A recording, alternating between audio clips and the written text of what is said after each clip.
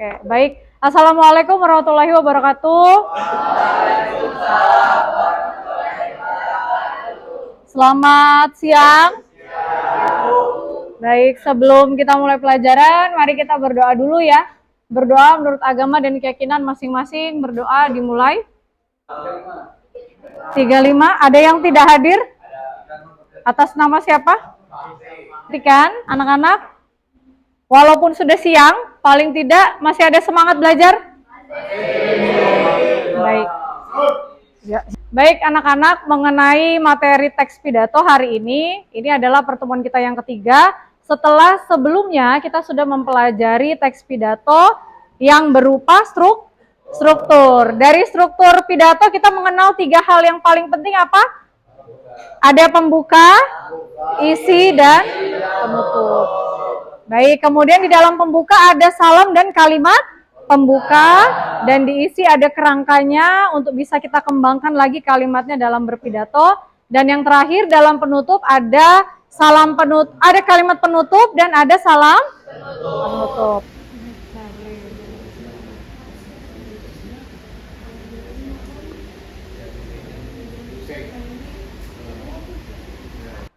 Baik, pertanyaannya dari polling sebelum kita masuk ke pembelajaran kaidah. Apakah dalam sehari-hari Anda berkomunikasi menggunakan bahasa resmi? Jawabannya adalah tidak. Baik, saya mau tanya dulu, apa alasannya tidak berkomunikasi secara resmi? Ada yang mau menjawab? Boleh ke Enci? Silakan dijawab. Dalam sehari-hari tidak menggunakan bahasa komunikasi secara resmi? Sebenarnya kita bicara pakai bahasa resmi, bahasa Indonesia. Cuma ada beberapa kosakata yang tidak termasuk dalam bagian kaidah kebahasaan. Kaidah itu apa? Kaidah ini apa dulu kaidah? Kalau struktur kan dia pondasi dari sebuah teks atau pondasi dari sebuah bangunan. Kira-kira temboknya ini apa ya bahannya ya? Bahannya tembok, nggak mungkin ada pelapon dong. Ada bata, ada semen. Nah, pondasi supaya dia bisa menjadi sebuah tembok yang utuh dan padat, maka di dalamnya ada bahan-bahannya, ada alat dan bahannya. Atau ada kandungannya apa? Kaidah itu kata lainnya adalah harus samakan persepsi dulu. Untuk mempelajari kaidah kebahasaan, manfaatnya adalah supaya kita bisa menganalisis kaidah kebahasaan dari teks. Di kalimat efektif, di situ ada penjelasannya. Pertama apa? Menggunakan kata yang baku, yang berimbuhan. Kemudian yang kedua, memilih pilihan kata yang tepat. Kemudian yang ketiga, tidak berbelit-belit. Yang keempat, tidak boros kata. Baik, perhatikan ini yang nanti akan kalian pelajari. Nah, dari materi kalimat efektif itu sangat berkaitan dengan kaidah kebahasaan. Kalau kita membuat teks pidato tapi tidak memperhatikan kaidah kebahasaan, maka jadinya semua bahasanya berantakan. Pilihan katanya juga akan berantakan. Nah, di grup masing-masing sudah ada link untuk mengisi analisis kaidah kebahasaan pada kutipan teks pidato. Kita sama-sama buka. Sudah dibuka? Wordwall? Sudah dibuka? Kita lihat di bagian atas ada play. Ada play. Start? Sudah siap dimulai? Pertama-tama salah sih. emang 9 aja. Jangan. Ini semua. Baik anak-anak, setelah mengerjakan asesmen yang sudah Bu Elis bagikan, sudah tahu jawabannya kira-kira yang mana yang sudah tepat, mana yang tidak efektif?